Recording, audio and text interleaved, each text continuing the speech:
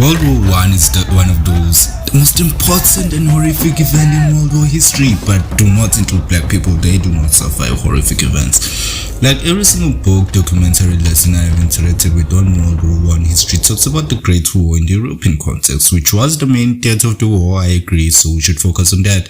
And then talks about the Americans joining in the last minute to claim the win. But it misses a major part of the war, or rather it glosses over it as a footnote. Like, oh, and the British and French colonies participated in the war. Anyway, look at these cubic tanks the Germans built. Oh no! Anyway, last week... And not some of the most horrific aspects of World War I, and it honestly pisses me off how many South Africans do not know we were part of both World Wars. A few months ago, the president gave out the Order of Ikamanga, which is an award given to citizens who have excelled in the arts, which made me think about another award we have, the Order of Mendi for bravery, which is awarded to citizens for bravery. I think it's in the name. But what is Mendi?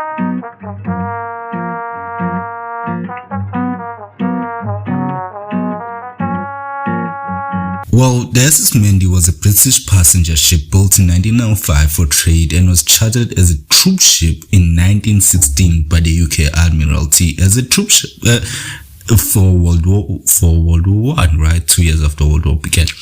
A troop ship is a ship used to carry soldiers. It is, I assume, named after the Mendi people of Sierra Leone. Fact-check me on that one.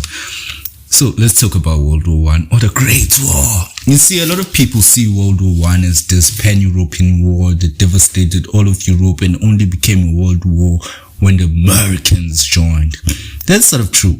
But the moment France and Britain lost enough soldiers, it became a world war. They had colonies all over the world and decided to use the expendable non-humans over in Africa and Asia instead of risking precious white human life.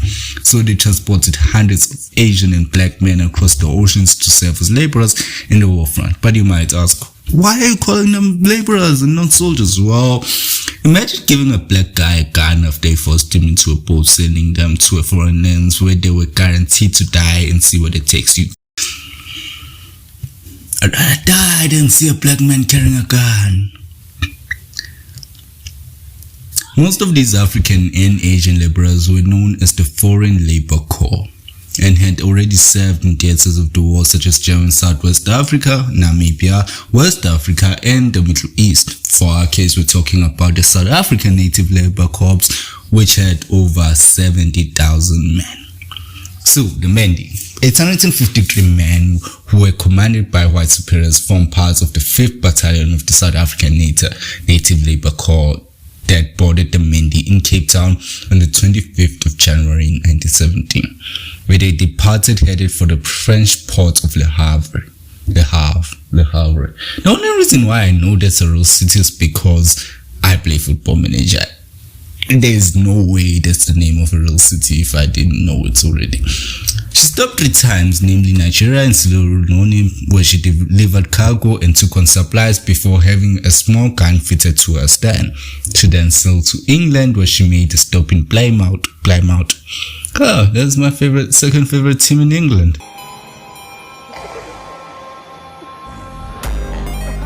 On the 19th of February 1917, before embarking on her last journey, the next day headed to France, escorted by the destroyer HMS Brisk.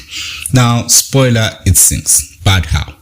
Well, it was around midnight, just off the Isle of Wight.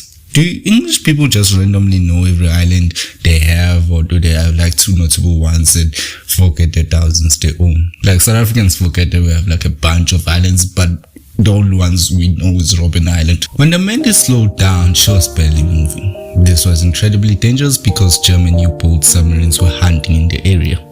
She also ran dark, meaning all lights that were non-essential were turned off for wartime ships. Come on now, we're in a time of war and you're wasting coal. So her visibility was limited. It was around 5 a.m. in the fog on the 21st. Out of nowhere, the steamer Daru drove into the starboard side of the Mendi at full speed, cutting into the hold of the Mendi where the man lay asleep. She also had low lights on, but was also not blowing her horn to notify the area that she was around, so the Mendi did not spot her until it was too late. The impact killed many. Black boats on the ship could not be used because of the speed at which the Mendi killed off. Many jumped overboard to save their lives. Most black men can't swim. Their Darrow just left her there, and hundreds of men to their deaths. The men will come. Hold up, wait, what? Let me check again. Yep, they were sinking to their deaths, and instead of reacting, they simply calmed down and accepted their fates and began singing and dancing.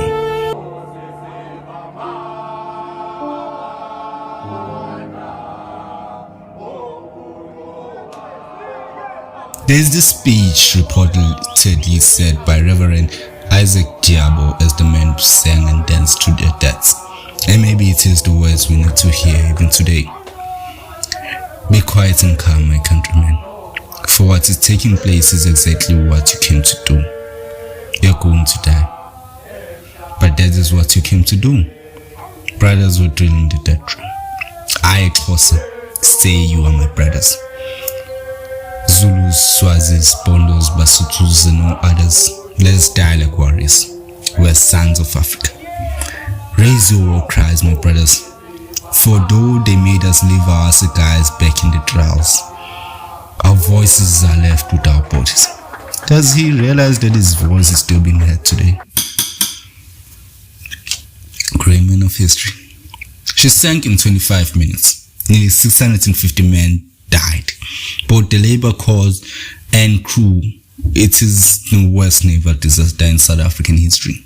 Since the Darrow offered no help, the survivors were picked up by the HMS Brisk and other ships that were in the area. The men told the tales of the bravery and last moments of those who died. The captain of the Darrow was given an inquiry into the actions and granted his blame and was treated with the old ANC practice of a suspension. Yep, a 1-year suspension after actions led to the death of 650 men. The survivors were taken to England, around 200 of them, before being taken back to France to work docks and construction. They were laborers, right? I wonder if any of the French bowlers are the descendants of these guys, like South Africa needs a striker. We need a striker. Like, we could have won this World Cup if we had a striker. These were the last men taken from the native labor corps to Europe before the war ended in November 1918. So medals. The Mendi is a medal, but in South Africa, none of the labor corps received British War Medal ribbons, whilst their counterparts in Lesotho, Swaziland, and Botswana did receive medals. This was a South African decision. Come on, did you really think the Union would give credit to black men? The Union of South Africa, the predecessor to apartheid South Africa, would give credit to a black man. Story of the Mendi is not mentioned much in World War history. It is sometimes, but not really put in the forefront or anything. I think that boils down to the many deaths being black, World War I being considered a white man's war, and the apartheid government refusing to acknowledge black people as doing something honorable.